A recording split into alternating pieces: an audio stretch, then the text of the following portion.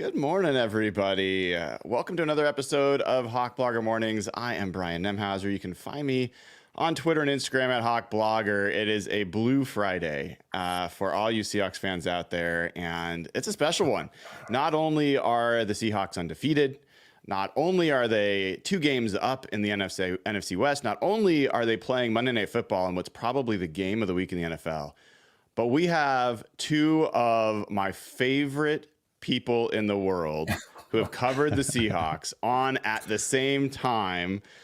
Mr. Mike Sando here for his show every Friday. Mike Sando. Mike, how are you doing?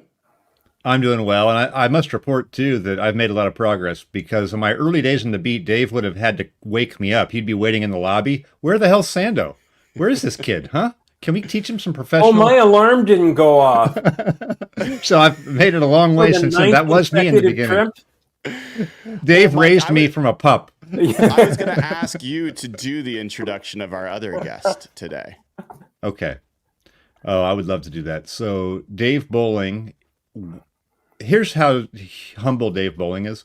Dave Boling's the type of guy who would be sitting there at a table and a bunch of guys would be talking about how, you know, they made a great play at recess in junior high, or I made the varsity in high school. And he wouldn't mention that he's blocked Jack Lambert and tried to block Dave Matuzak or John Matuzak and was, nationally ranked in this and turned down a scholarship to Stanford. And he would never mention all those things because he hates people who brag. He gets uncomfortable. He's cringing right now. So I have felt like I have to say, wait a minute, this guy's unbelievable. So long before PFF had grades for offensive linemen, Brian, I had the DPB grades for offensive linemen. That's sitting next to David Paul Boling, and he could tell me exactly what was going on because he played offensive line. He wouldn't say that to anybody, but he knows the game. Incredible range, best-selling author, not sports books. We're talking Guernica, okay? Calling to mind such timeless war and love classics as Corelli's Mandolin and The English Patient. Guernica is a transporting novel that thrums with the power of story. He's going to throw up, but I'm telling you, Dave has been basically my idol for a long time. So much so, I built him up so much that when my wife met him for the first time, she actually was underimpressed because I built him up to be the most unbelievable person in the history of humankind, and he's just really maybe one of the top 5. So I think she's that's probably Dave. Still unimpressed. Dave, we brought you on here. We brought you on here to thank you, Mike. Embarrass you and make you uncomfortable. The thing is, if it's got to be really rare when you're in a job that you love and you feel blessed to have the job. Yeah. To find a coworker who feels the same way. I don't know. I don't know how many games, over 400 Seahawks games maybe, and probably 300 with you and traveling for 10 years, and to find somebody that you can travel with, that you can trust 100%. And so it was like, to me, having my kid brother get into my business, and I really took a lot of pride in what he has become and really transformed how the NFL is covered. So I was 21 years old when I walked into the office at the Spokesman Review newspaper in Spokane, Washington. A complete mess. Was working for the Friday night shift, 8 p.m. to midnight. And Boling would be in there because he was in back then it wasn't remote work. Boling was in the office about 25 hours a day waiting for that one call because you didn't have a cell phone. You had to wait for that call to come in. That'd be Boling. They're probably looking at me with a little bit of a, who is this kid? What the heck? I was probably wearing sweatpants, just looking like not a professional at all. Yeah. Some of the wardrobe was missing. And we've got a collared shirt on today. He really has raised me professionally. I'm not just kidding. He has raised me professionally. So anything I do well is a reflection of Dave. Let's talk football. And you know what? That's one of the things is that we will get together and we'll just talk football and football stories, and with a love of old guys and tough guys and Chuck Bednarik and some of the great Seahawks that we've seen in games, and guys playing hurt, and Ronnie Lott just chopping his little finger off so he can play, and all that stuff. We just kind of love that mentality and that ethic, and it's fun when you have somebody who receives your broadcast on the same wavelength. Well, we will definitely talk football, but you guys touched on one thing that I'm curious about. And as someone who's just getting his first year doing credentialed media, one thing I kind of have marveled at with both of you is that you're not only excellent at the work you do, you not only do great research and it comes from like solid work, but not just like spouting off or what's hot takes that's so much going on in journalism these days. But there seems to be this kind of ethos with, I don't know, if like beat reporters or reporters in general of like getting jaded, getting a little bit like how almost a contest to see how much you can prove that this isn't that cool, that this is just not that big of a deal. And how do you keep kind of the humility, the wonder, the appreciation for the opportunity you get to be paid to go watch a football team play and cover them? Dave, maybe I'll start with you on that one.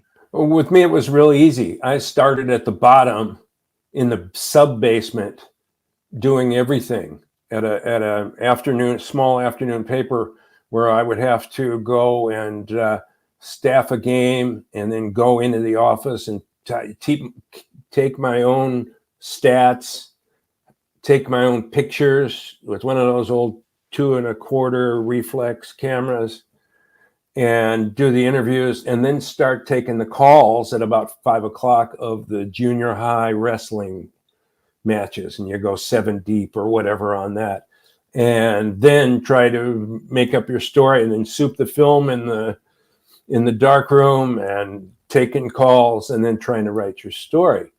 And for 4 or 5 years in Coeur d'Alene, a year in Lewiston, Idaho, 11 years in Spokane, and it was hitting the blocking sled every day. And so when I got to Tacoma and really started doing some great things, there were occasionally some young guys who would complain about they didn't get their fruit basket at the Marriott or something. And I'd get kind of put off by that. So for me, it was really easy. Mike was a star from the start. Oh.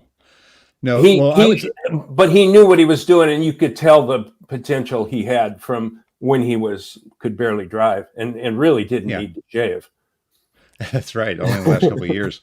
But I would say that even more than that for Dave. So Dave is a South Side Chicago guy who's been a steel worker, who's been a logger, and comes from that type of a background. So he's done real work.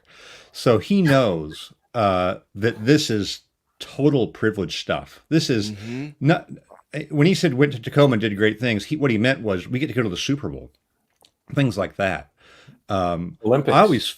I think you feel like it's a privilege to tell somebody's story, whether they're at a small high school in Idaho or, you care about the story that you're telling for whoever it is. And I think, that's part of it. But certainly I think Dave's background, having done that type of work, and I didn't have, that type of those types of jobs as much, but have been around some of that type. I'm blessed to have this type of a job. I mean, I know another thing that we probably haven't talked about much is that both of us lost our dads when we were young. Yeah, and then saw our moms take over and had to jump in and be a grown up maybe before most people do. And I think that was something that Mike and I have had in common for, forever. That's interesting. I found this fascinating just kind of to observe. I think part of reporting in general, storytelling, is just observing and paying attention to things. And when I first got my experience getting exposed to professional athletes, professional football players, professional coaches, professional scouts and front office people, and professional media, I expected the players to be the ones with these massive egos that wouldn't look you in the eye, wouldn't give you the time of day. And what I actually found was that a lot of the players are some of the most down-to-earth, personable people. Oh, yeah. And it was the media. It was a radio show host. It was people that had these massive egos that thought, and as someone who's written about people, like, I'm just telling their story. I'm not the one that can run a 4.240 or, bench 500 pounds or whatever it is. But like, it's an odd like phenomenon. It's an orientation, what you're talking about, just sort of like a mental orientation and knowing sort of your place in this whole thing, right? I think we've always had this mentality. I think Dave gets it from, he's been an offensive lineman, but you always have this mentality like you could be replaced tomorrow. Like the world just goes on, right? So don't pretend that it's about you. You're not the one making this thing go around. We felt lucky to be a part of it.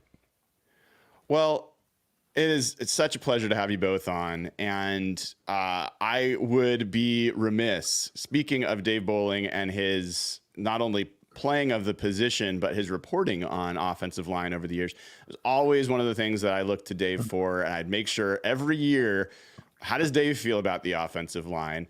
We've changed some glances in the press box last week. Dave, obviously that is a big conversation topic with the Seahawks this year. What's your take so far? It's always a work in progress. It's not just 5 guys. It has to be a unit. One guy fouls up and the offensive line looks bad. I mean, it only takes one really to crush the pocket. And they have a weakness at a spot or two. And Mike and I have stood. It comes from a lot of experience watching people, and I think a lot of the reporters would be over watching the 7-on-7 receivers and quarterbacks and secondary, and I would always, and Mike very frequently, be down watching one-on-one pass blocking because you can really learn so much about these guys. And this was at a time when you could go to practices. You'd be 10 feet from Walter Jones watching him do his thing, and I feel bad that modern reporters don't get that kind of exposure because you really learn the coaches, you really learn the players and how the system is working, and you could get the pulse of the team when you're right there. You can tell, is this team up? Is it, how is it responding to coaches? A lot of people these days, we don't get that opportunity, and so it's a little bit tougher. The way I watch a game is I have my binoculars on the line of scrimmage. I don't follow the ball until I see that first collision and maybe a second or two, and then I pull back to see where the play is going. By then, I know where it's going because I've seen what the linemen are doing, and so I am terrible at describing coverages and explaining what coverages people are using. I'm a real novice. They would always be like, oh, so-and-so just got thrown. Oh my gosh, this guy. But in a kind of a sympathetic way, like, oh my gosh, yeah, that happened to me one time. That's a bad feeling when you get thrown. It's something that I have focused. I just am naturally, I'm drawn to. And then that leads to weaknesses elsewhere that I have to try to cover, or talk my way out of. But I think it's 5 fingers pulling into a fist, and you can see with this team, where is that line of scrimmage when they make contact? Is it going this way? Is it going that way? Now the Seahawks defense, I am really excited about watching these guys. I mean, at all levels, I've been really impressed. And the things that I think about, the term that comes to my mind when I watch them is rally. These guys rally to the ball like the Legion of Boom, maybe lowercase, but some really good athletes. And part of that, okay, they may miss some tackles, but there's somebody else there to get them. You remember those old days with Earl and Cam and Richard, they would be fighting to get to the ball. They would be knocking each other down, trying to get to the ball. And that motto that they had, every blade of grass, defend every blade of grass. I think this team has that mentality. And I think that's what's at the front line, those guys, they're getting a push.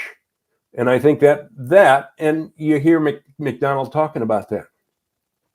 We want to create that edge. we want to have impact. And I've been really impressed, except for a guard or two, with Mike, how this team looks so far. I think it's well said, Dave. And Mike, I mean, it comes into clear focus this week with the Seahawks going against the Lions, who arguably have the best offensive line in football. They are going to be missing Frank Ragnow, who's one of the best centers in the game. I'm going to show this to you both. I wrote this article, and this is just one image.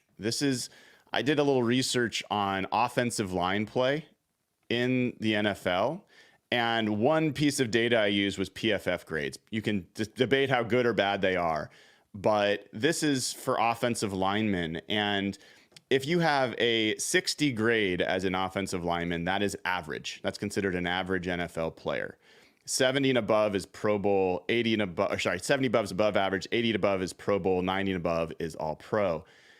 From 2006 to 2023, last year, you went from having roughly like less than a quarter of the players below average to almost half the offensive linemen in the NFL last year were below average, and 75% of them were just average or below. So you've got this real shrinking of the upper middle class of the offensive line. And I talked about this with Ray Roberts and a bunch of other guys. When you look at the Lions, how much of an advantage do they have being one of the few teams that's got a great offensive line? Well, it's a huge advantage. I mean, I'm interested in, how this happens, and I think it's just really an evolution of the game. The way the game is played at college is less about, the game. The fundamentals of the game have decayed without a doubt. That's not an old guy type thing saying that. That's just fact. I mean, the emphasis on practice and all of that stuff has taken a back seat as there's less time for practice. There's less continuity. You don't have the same line together for 3-4 years with the same coaching staff, and a coaching staff that maybe got into the league on its teaching chops as opposed to its, mastery of scheme and this sort of a thing. So I think all of that has worked together. And so now you get into the NFL and you've got 1 or 2 years to win. You don't even have time to evaluate offensive linemen. I had a conversation with a coach about this a number of years ago, that what happens now is you come in as an offensive lineman, you play too soon, you get really bad film, and that's it. You don't get more chances. You sort of wash out, as opposed to, come into our program. The same coaches might be here a few years, and then we can get you on the field when you're ready a little bit more. And also with the 2011 CBA, that incentivized the teams to play younger guys. So what's happened is a lot of the guys that were 11, 12, 13, 14-year veterans aren't in the league anymore. There's fewer of those guys. Well, that used to be your Chris Gray or guys like that. Chris Gray wasn't going to go to the Pro Bowl every year, but he knew what to do on the offensive line, and he could play for 15 years. I mean, he'd probably still play now if his body would let him. Compliment the other guys on the line. So I think that has definitely happened. And if you look at this Seahawks line, the conventional wisdom here is right that it's a mess in pass protection. If you look actually at the run blocking and you look at the individuals, it's actually not that bad. And so I'm curious. That's why they came back in the second half of that game. Right. They said, let's do what we can do. Fire off the ball, use your strength. If you can't dance in pass protection, you can stomp on some feet in the run game. Do you think usually run blocking is something that takes more time to, like, coordination, chemistry. You disagree with that?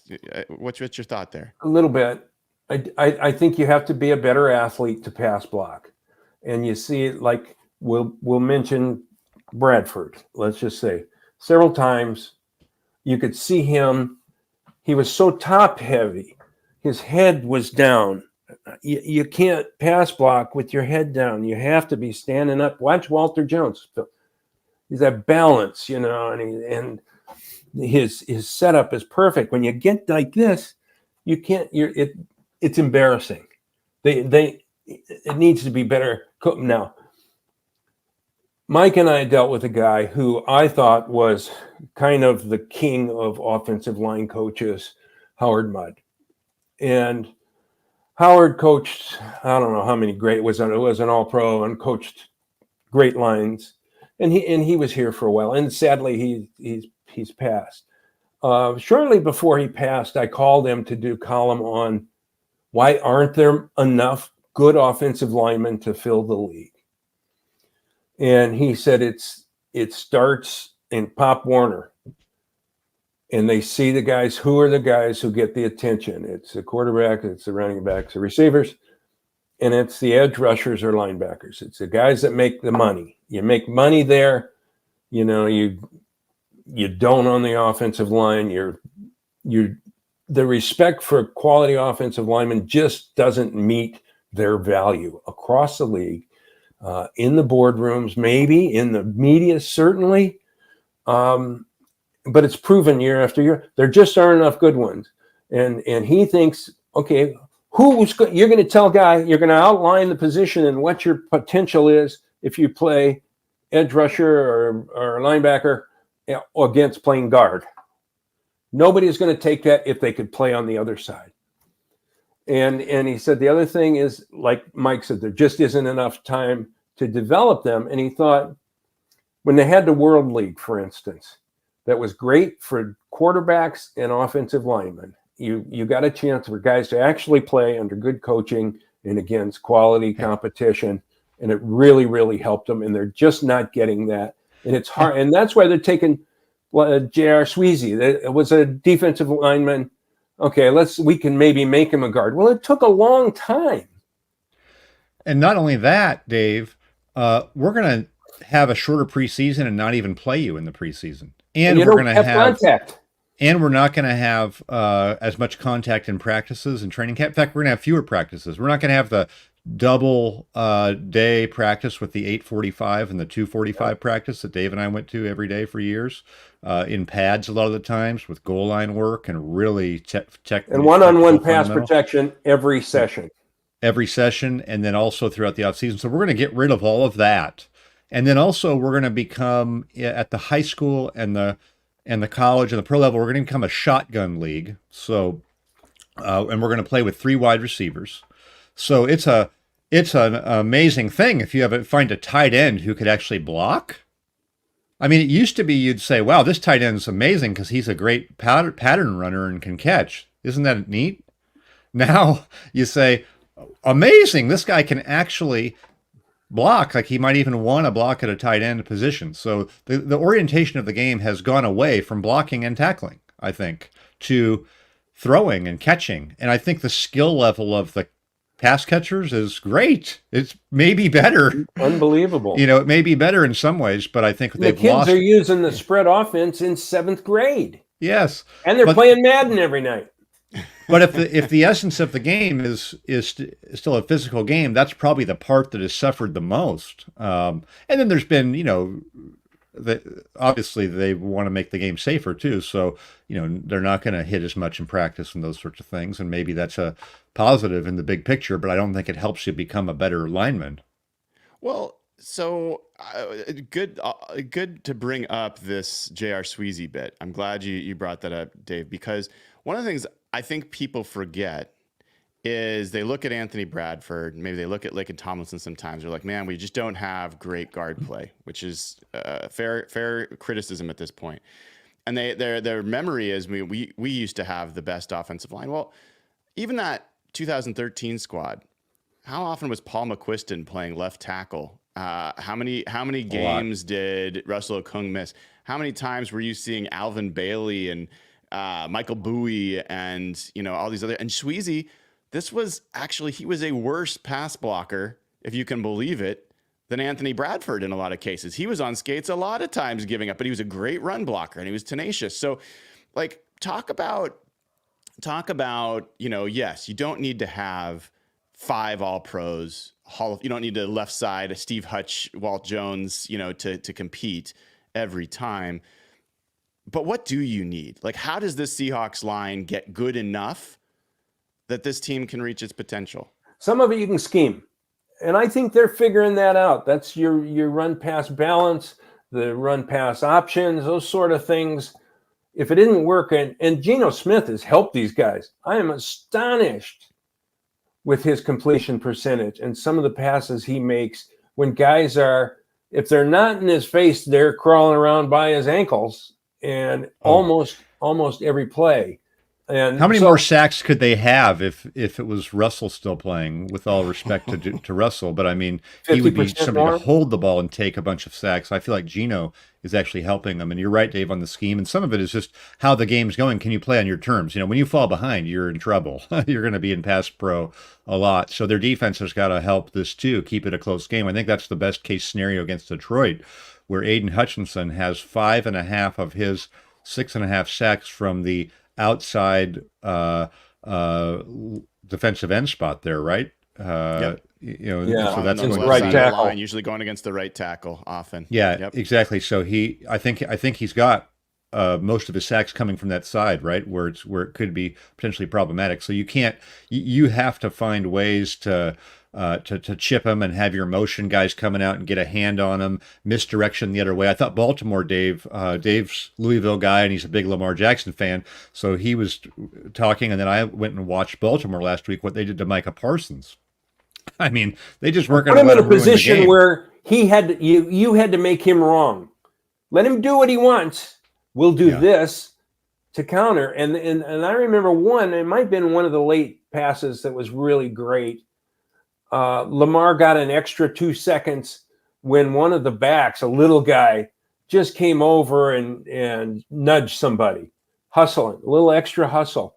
I think Walker, Charbonnet, those guys have the capacity to block too. I like both those guys, and then catch passes. I think you got to compensate. So you also mentioned, obviously, Mike Macdonald in this start, and Seahawks are 3-0. Top, only one of 2 teams undefeated in the NFC right now. It's kind of crazy to say. You can only play the teams you play. But he's the first coach in Seahawks history to start 2-0, let alone 3-0.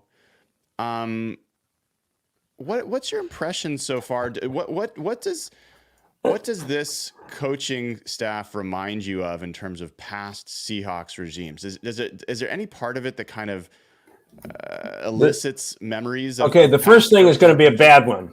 Okay, so bear with me. I guess it was it might have been Tom Flores' last season, maybe 94. They opened the season at least 2 on the road, and they beat Washington and they beat the Raiders on the road back in LA, down in LA, to go 3-0. And I remember after the game that I was there, and Art Taylor and Steve Kelly and I were sitting next to each other, and we go, God, how do we write this? We don't know how to write this. It's just unrelentingly positive. We weren't used to this sort of a task. and then of course they finish up awful, and he gets you're right, Dave. They started 3-1, and then they lost 1, 2, 3, 4, 5, 6 in a row after that. So but they were playing good teams to start off with, and they look great. So before I get anointing this team, but I really like everything that McDonald's done. I was a little skeptical. The guy had never been a head coach. There's a lot of things that are involved. He's a bright guy. He's really a bright guy. He is well considered. He is well thought out. He obviously knows what he's doing. He's communicating. Can he get the team on his side? And I think he's done that. I think these guys have bought into what he preaches. And he, for all data and analytics and, and the way he looks at things, he's old school. He wants to play physical football. I want that line to move in the direction we want it to move, and I want you to hit with impact. And I love that. And you can see it on the field. And that's the synapse that is important for fans. Yeah. What comes from the coach and what shows up on the field. And I think it's been very, very positive. I have to laugh because the sun's coming in now. Oh, my power's been out this morning, so now the power came back on, and this window that's normally open is now blinding. You look normally fantastic. You need a celestial chorus. Yeah. It's But we made it. But so I think there's different ways a coach can win over a team. But I think at its essence, the player needs to know this guy can help me be better and help us win. Right? It's not, you're never going to win some over with just a great speech or that type of stuff. You have to have answers in the games. You have to be able to help somebody get better. And so I was pretty confident coming in that McDonald would be good scheming the defense. And then what I was less sure of, and I think we're letting play out, is, okay, it's unusual to have, your offensive coordinator, your offensive line coach not have pro experience. So these guys are not 22 years old by any means. I mean, they're seasoned coaches, but how do you evolve and how does that kind of go was just a total unknown. So I think from that standpoint, we have at least seen them make some in-game adjustments, changing their running schemes. And I think that's really encouraging. I would imagine, like Dave and I just mentioned, hey, what Baltimore did to Parsons. Like, I would imagine a McDonald type or with his staff, like they'll watch that. Like they're all up on what's going on around. And I feel like that's kind of what has been a little bit of the ethos of the Kyle Shanahans and the Sean McVays. It's given them a little bit of an edge. Whereas, Seattle had an amazing leader in Pete Carroll that no one's going to top. I mean, if I was a Fortune 500 company and wanted someone to come and talk about how to build my company or lead an organization, Pete Carroll would be the number one guy. He's the best, maybe the best I've ever seen. But I do think that he was not, he was more big picture, and these guys are into the nitty gritty week to week. So I think you feel like going in with Pete, over a long period of time, the stock market's going to go up, and at the end, your value is going to be high. But there's going to be some real dips in there where, what the heck happened? We ran into this team and they did this and we were just doing our thing. I feel like these guys are looking at, what do we have to do against Detroit more? And that probably gives you, Dave, does that give you a little bit of do you feel that? Like, these guys on the thing with Pete, I'm with you 100%. Loved what he did. And I think you have to give a lot of credit for never having that inevitable fall to the bottom where you have to bounce back. It just is almost mandated. And he avoided that. And I think a lot of that was Pete's doing. The way he got guys to play, they weren't there every week, but they got it done in the end. And when they hired McDonald and I got my first look at him, I started feeling kind of having some optimism about the team. And I still do. And I thought, maybe after last week, I was thinking, we really thought, what are they doing firing people? What are you going to do with this kid? And is firing Pete Carroll? Wait a minute, what the heck? And then I just thought, I don't think there's anybody in the Seahawk fan base who was thinking, we can't fire Pete. He'll get us back to the Super Bowl. I think you could have said, hey, he'll keep us somewhat competitive in the division.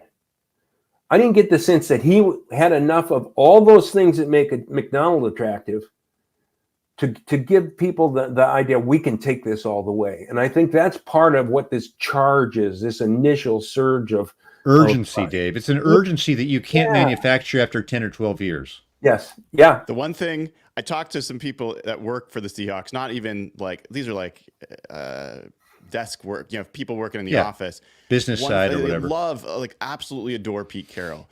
But they made a really great observation, which is like the one thing Pete couldn't be is a breath of fresh air. Like you can't do that no matter how effervescent you are. And Pete Carroll is that. You can't be new after 14 years. I get tired of Will Ferrell showing up and Drake and whatever. But I want to, before we get off the coaching and talk about this game just a little bit more, I ran into Mike Holmgren in the locker room this week. And that's a guy who I hold in high regard. And you guys got to see up close. And Holmgren's in the locker room? This is great. What was going on? I know, right? One thing that I will make a case for is that when Mike Holmgren got hired, it was the first time in my lifetime as someone who was passionate about the Seahawks that I felt like it was inevitable that they were going to be a good offense, that they were going to have a good quarterback, that they were going to figure it out, because that's all Mike Holmgren had ever done. There was something inevitable about him. And I feel that way about Mike Macdonald on the defensive side. I feel like not necessarily he's going to get the quarterback, obviously, but he seems to have an inevitability about his preparation, about the bar that he holds, how he holds guys to that I just don't know if we've had in Seattle for a little bit. I wonder if, Mike, do you buy that? Oh, no doubt about it. So I think you and I may have mentioned this before, the link to him and Jim Johnson. You know, we talked on a previous call, because so Dave and I were covering the team then when they got Jim Johnson, you know, who became a great defensive coordinator with the Eagles. You really had that feeling then. The problem was he wasn't in the coordinator role. He was kind of a linebacker coach. They were leaning on him, and they kind of went away from, they could have had him and kept him under Holmgren. I think they would have been to multiple Super Bowls. I really do. I think they were searching for a coordinator for so long. Right. So this is a little bit of that feeling where you have somebody who you think is going to give you an edge every week. And that's why this week is very interesting to me, because Baltimore last year, 38-6 over Detroit, really had answers for them. And now look, it's different personnel. It's a different season. Maybe it was a bad week for Detroit, but I'm kind of looking at this game going, a little worried for Seattle's offensive line. On the road, that type of Aiden Hutchinson. I mean, there's going to be some bad plays, but can this defense, you know, the Lions offense hasn't been absolutely on fire. So I'm looking to see, like, can Mike Macdonald have a great plan and scheme? He already played them last year. They should be on it. Like, they should have some answers, right? They should keep Seattle in the game. Make it be a little bit lower scoring is kind of what I'm feeling. This is the first game that I'm sensing that. And this is the barometer, and I'm already thinking ahead. And if I write a column about it, It kind of feels like if they win this game, almost anything is possible. It's only a quarter of the season or less, but it feels like I think the blood pressure of the fans really gets pumping. I got that window closed. Sorry, it's bugging me. No worries. Let's talk about the kind of narrative here, right? The narrative is the Seahawks haven't played anybody, and the Lions came into the season as a Super Bowl contender. And so if you get a little bit below the surface, though, to your point, Mike, the Lions offense actually hasn't really played anybody either. The Rams, the Cardinals, and the Bucs are not exactly world beaters on defense. And the Lions offense has actually struggled a bit. They've only scored more than 20 points one time. Jared Goff has 4 interceptions already. They are going to be missing their center. You could make the case the Seahawks defense, even though they played nobody, at least they've been dominant. They've done things that nobody else is doing. Where do you see the advantage there? Between those two, you also, by the way, have option number 1 for Seahawks head coach and Ben Johnson, who did not get the job. He was interviewed before Mike Macdonald. And you have the guy who got the head coaching job going kind of head to head in this one. I feel like, though, the Lions have played the McVay-Stafford guys, held them to 20 points. They played Baker Mayfield, who's had a nice little resurgence, and their offense has looked pretty good, held them to 20. And they played Drew Petzing and Kyler Murray, who, if you've watched, I think Petzing's done a really nice job with Murray, and I think Kyler's healthy and looks pretty good. So I would definitely give the advantage to Detroit in terms of who they've played, especially the offenses they've played, and I think they've done well. But I'm with you all the way. Their offense has been a little bit sporadic. Didn't score in the second half against Arizona, I believe. So, right. And that was had my some point. real issues. Less the overall quality. No doubt that they've played a tougher match. But if you look at the defenses that they've gone up against, the Arizona defense, the Tampa Bay defense, and the Rams defense, those are 3 of the bottom defenses in the NFL. And the offense still has not been that great for Detroit, is kind of the point I'm trying to make. So what do you think Seattle can – how much would it change the narrative if Seattle comes into this game and wins? What does that prove? Yeah, I think it's anything's possible. 4-0. National stage too. National stage. The national stage, and I'm really interested in watching Geno. I am very high on Geno Smith. I don't care his age.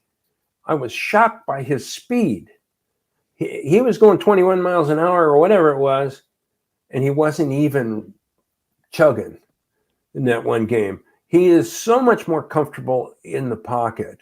I think the new offensive coordinator is connecting with Geno, and I think he is about to maximize. I think he's about to step into his potential, which to me would be, can he be a top 5 quarterback? Is Geno underrated? I think he is. I think he is, and there's been a lot of contributing factors to that. Those 3 receivers, I think, start getting the ball to the tight end a little more, and maybe a little more out of the running backs. He's going to start completing 80% of his passes. Boom, boom, take the snap, step, read, boom, deliver. He is so good at that. And when people were down at his legs, he was delivering. I think that's really a big. There's so many other things that are developing.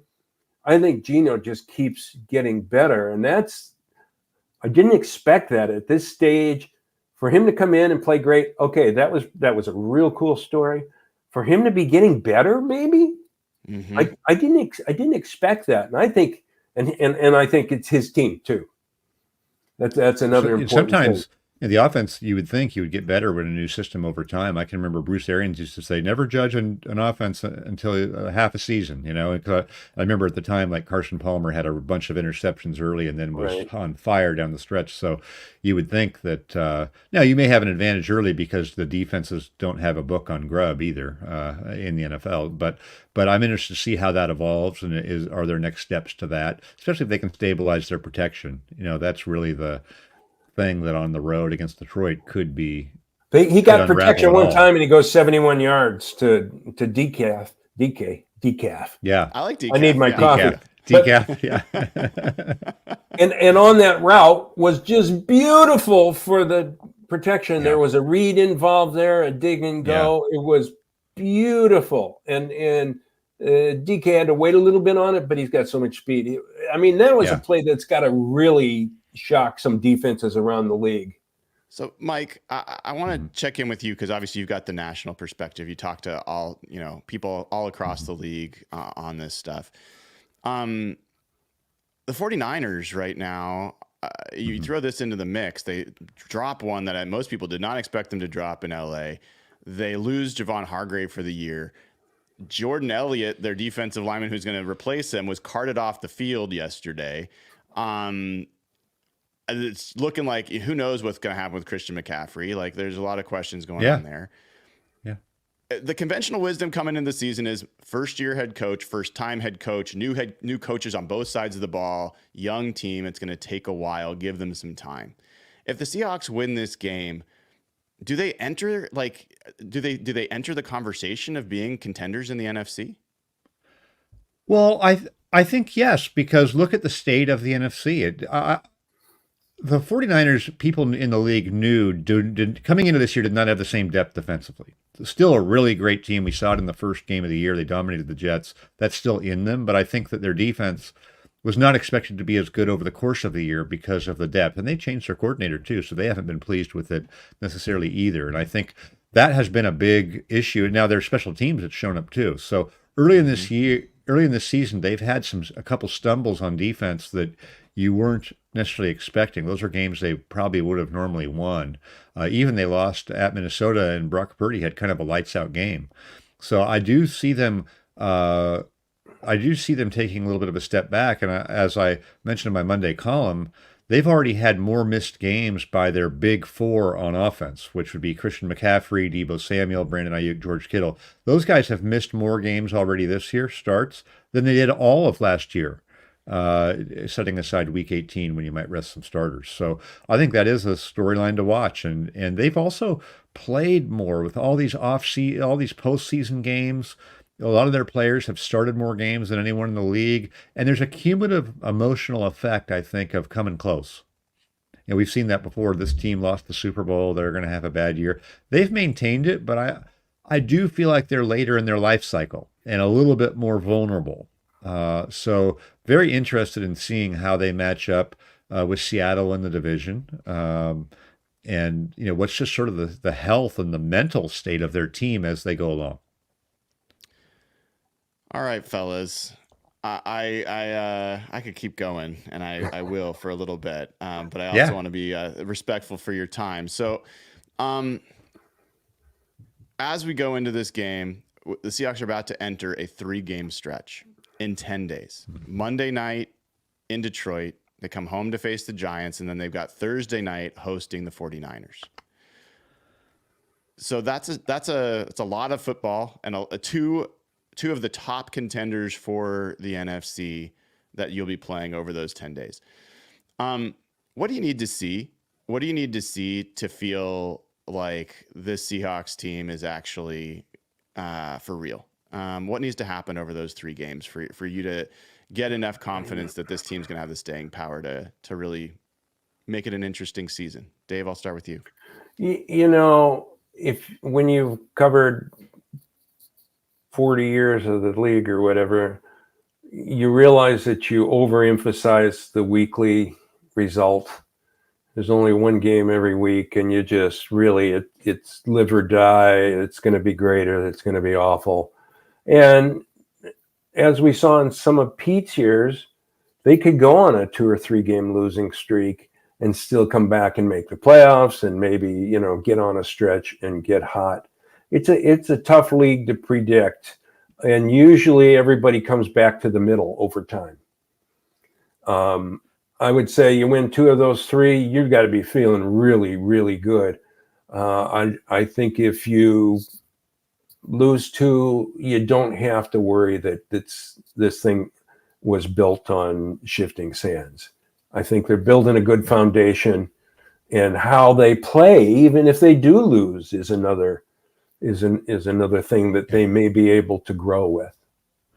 Yeah, I think 2 of 3 wins just from a 30,000 foot level. You would say, okay, wow. I mean, you're going to be 5-1 going to Atlanta. So I think that would really announce it. But I'm with Dave that I think there's going to be stumbles along the way. Shoot, they certainly could have lost the New England game. That was a 50-50 game. If they lose that game, should our entire opinion of them change? Maybe not necessarily. So I do think, though, the stepping up in class with Detroit and San Francisco being 2 of the games and one of them being on the road will be a good barometer, right? Because I think they're going to probably have a good record. But how good are you really? I think those games will help determine, at least in the first half of the season, how for real they are. If they lose them both and it's not really that close, I mean, that sends you a message.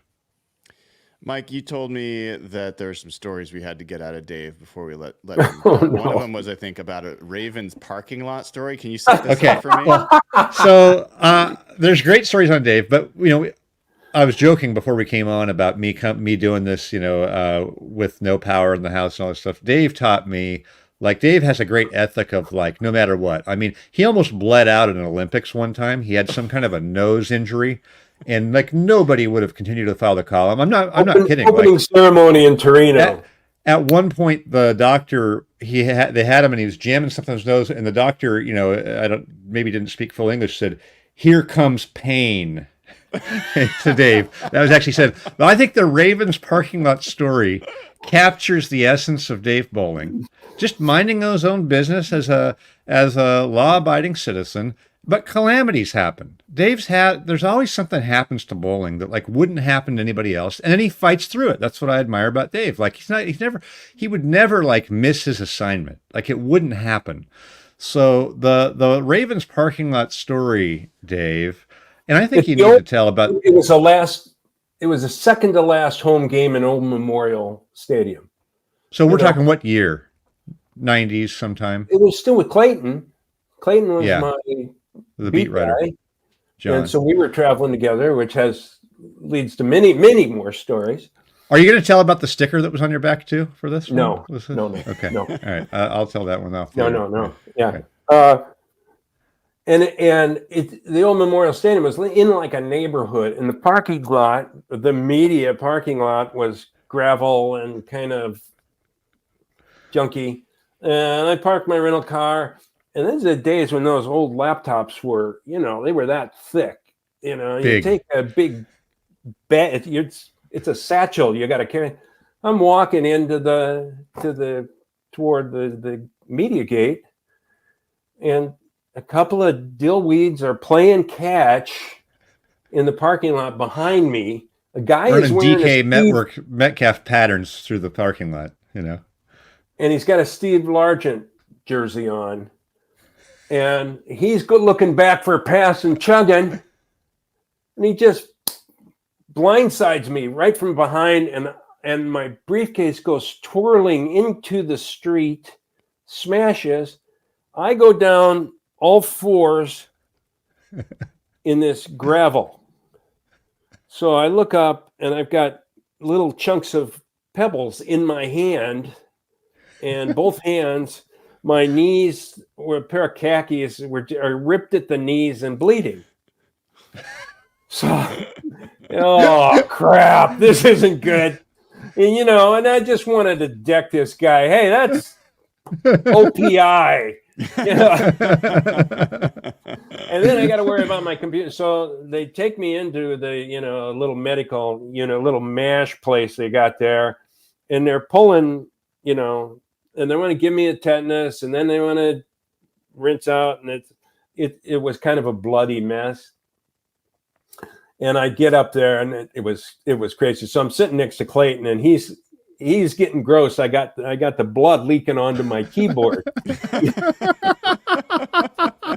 and then Clayton had to make a note out of it too. He wrote about it. Yeah, he put it in a notebook about playing hurt, but it was a mess. And then it's, you go in the locker room, talk to these guys. You're like, what the hell happened to you? Were you in a car wreck or something? I thought the best part, his nephew had put a bumper sticker on his back that was embarrassing. And Dave didn't know that it was there the whole time. So he's already having a bad, it was some knucklehead relative. It would have been the type of thing I would have done. Had slapped across his back. His nephew was like, I don't know if he had a hood or something, but it was going across the back. So the whole day, he's walking around with a bumper sticker that says, "I love Hooters." I'm just going to say this. It said, that was the only place my brother and my nephew take me. They're living in New York, so we meet at the Baltimore game, and we go out the night before. Great. It's the only place we could find in the back harbor that was open at 10 o'clock. Oh, you actually went? I didn't know you went. I thought the guy just put it on there. We were in Hooters, and they had these, it's a little bumper sticker, "I love Hooters." That's when I went to the funny. bathroom, my nephew put this on the back of my jacket that was over the back of my chair. Hey, Cora Farnsworth goes, "Hey, did you know there's something on your back?" That's so great, because Claire's wife is like the strongest feminist you've ever known. This is so great that you had an "I love Hooters." I actually, that's so funny to me, because the only time that I've been to a Hooters, well, no, that's actually true. I know there's another time. There's another funny story on that, was with John Clayton, of all people. And we were in India. It was the same sort of thing. Nothing else was open. It was like we just had to go somewhere. So here's me and John Clayton. There's another funny story, though. We remember the ESPN rules analyst, Jerry Austin. He was an official in the league for like all these years. Jerry's like, probably 80 years old now, but he's a Southern gentleman, and he's old fashioned. He would never want to even be in a Hooters. And we were in Mexico City one time for Monday Night Football. And we usually at Monday Night Football, when we travel with Monday Night Football, they would have a room for us at the hotel with all the games. We could watch all the games. It was great. All the TVs were there. That's what we did. Well, we didn't have that set up in Mexico City. So we were trying to call around for different bars. And there's a language barrier, and we can't find anything.